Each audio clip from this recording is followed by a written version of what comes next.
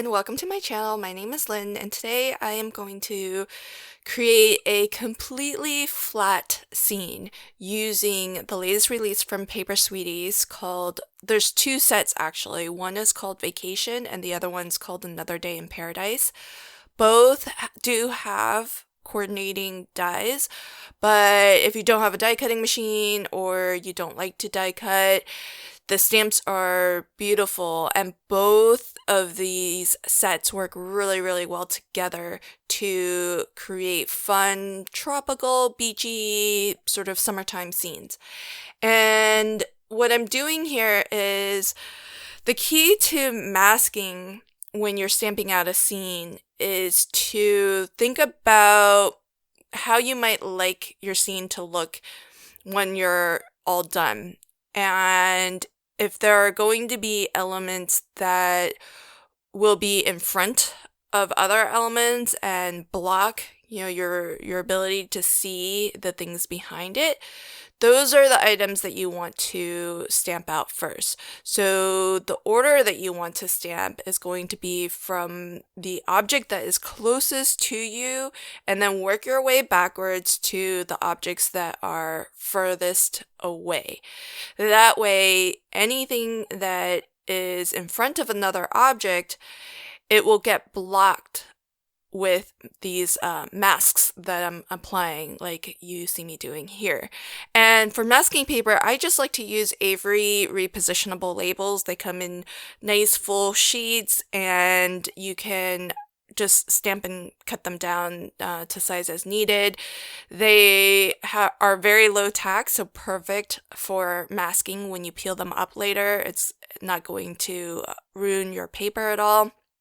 And even though normally I would be tempted to actually save my masks maybe for the next time that I stamp with this set, which you could do. You could probably use it maybe 2 to 3 more times, but because the Avery repositionable labels are just so affordable and they come at a pretty nice price point, especially compared to other masking papers, I don't really worry about saving it. I think next time I stamp with it, if I need a mask, I'll just create another mask.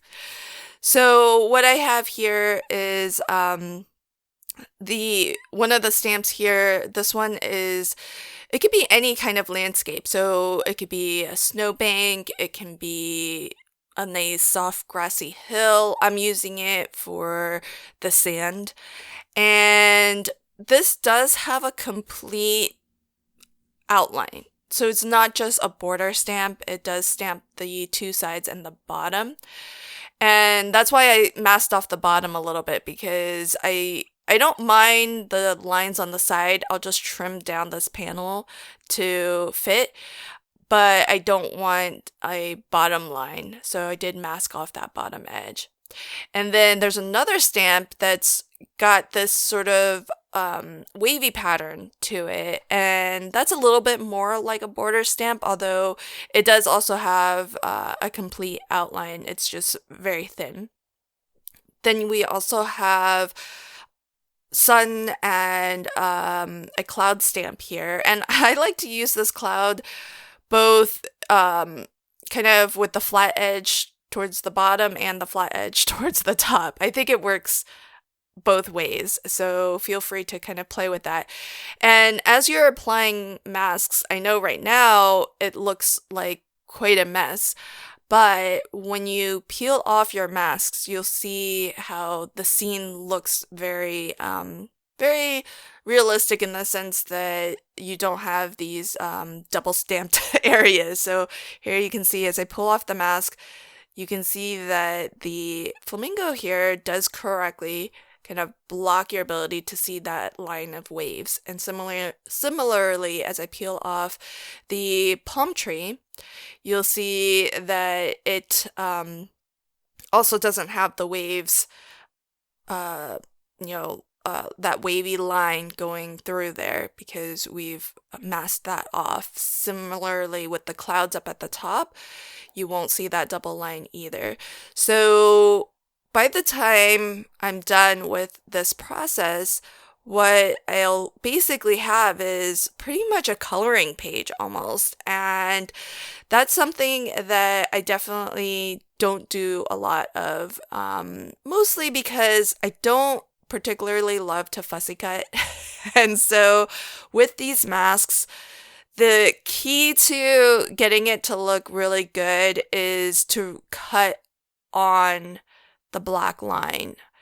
And that way you don't have a little bit of that space or gap. Because even though these stamped images do have coordinating dies, the dies will actually leave a white border. And so there you can see, I am a slow colorist, so I didn't want to leave the coloring in, but this is actually the first time I've colored up an entire scene. Usually I just color stamped images and then I find other ways to kind of color in the background and landscape portions, whether it's using other die cuts, using pattern papers.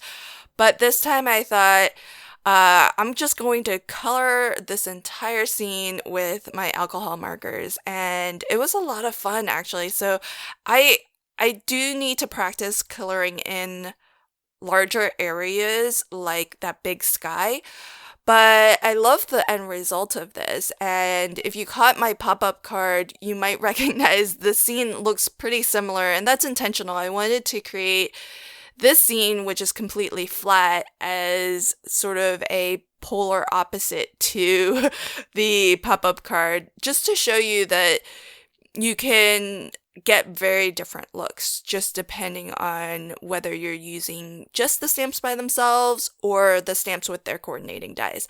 And I didn't want to stamp a sentiment on my beautiful scene, so I decided to put the sentiment on the inside of the card this time. I hope that you enjoyed my video and that you'll give some masking and stamping a try. These full scene cards are really, really fun, and if you love to color, it's basically like creating your own coloring page. Thanks so much for joining me. Until next time, happy crafting and have a fantastic day. Bye.